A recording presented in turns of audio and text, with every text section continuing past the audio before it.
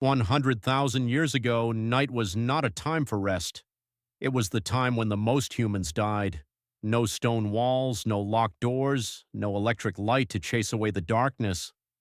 Just a small group in the middle of nowhere, knowing that something hungry might be watching them. The world of that time was full of enormous predators. Some don't even exist today. The cave lion was almost twice as big. The giant hyena could break bones with a single bite. The cave bear stood over 3 meters tall, and all of them could see perfectly in the dark. Humans, on the other hand, could see almost nothing. By day, a human with a spear could face almost any animal.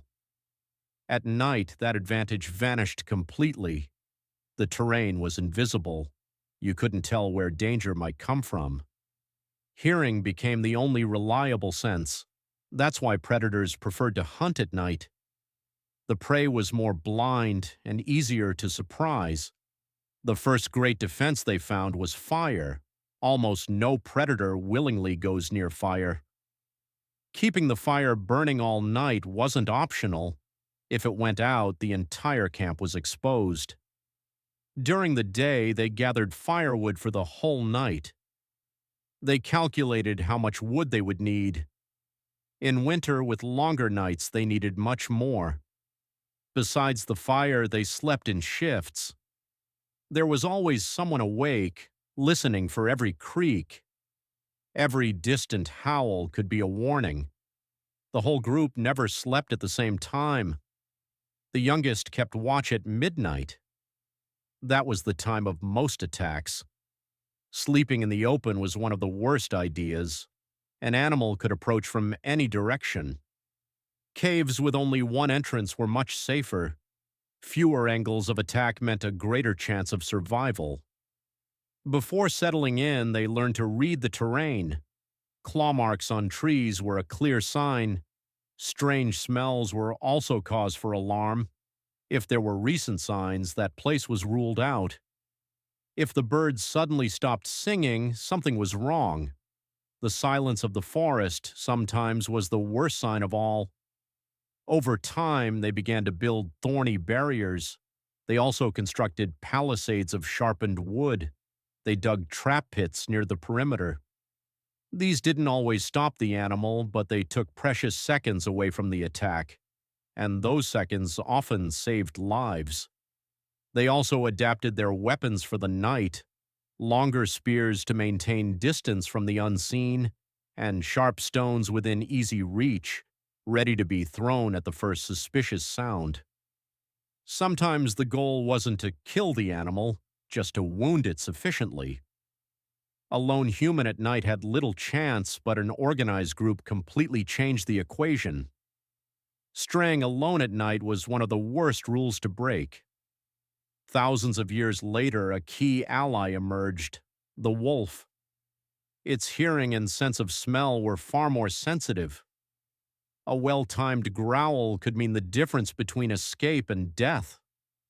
For thousands of years, it was the best alarm system that existed. They developed silent warning signals. A simple hand gesture was enough to communicate danger. Suddenly shouting could be a fatal mistake. Sometimes the best reaction was total silence. But sometimes none of that was enough. A hungry enough animal would approach anyway.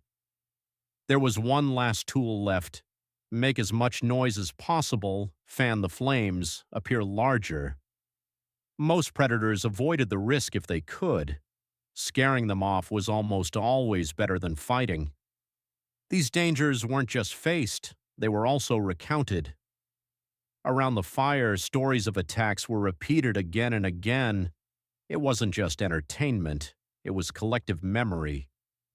Each story held practical information for survival. With each generation, the animal in the story grew a little bigger. This is how many myths of nocturnal monsters that still exist today were born. For children, learning to manage fear wasn't optional. They were taught to recognize every sound from a young age, never stray from the group after sunset. The weather complicated everything. A heavy rain could extinguish the fire at the worst possible moment. The wind made it difficult to hear warning signals. Fog reduced what little visibility they already had.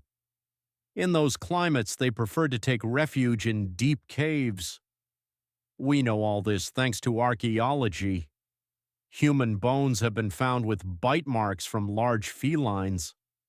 Also, the remains of campfires used continuously for centuries. Nighttime fire was a central part of daily life. That fear never completely disappeared. That's why so many people today have a natural fear of the dark. It's a 100,000-year-old instinct, inherited without our asking. Every morning they were alive was literally a victory. We only have to deal with our cell phone alarms. The fact that we're here is proof that they made it.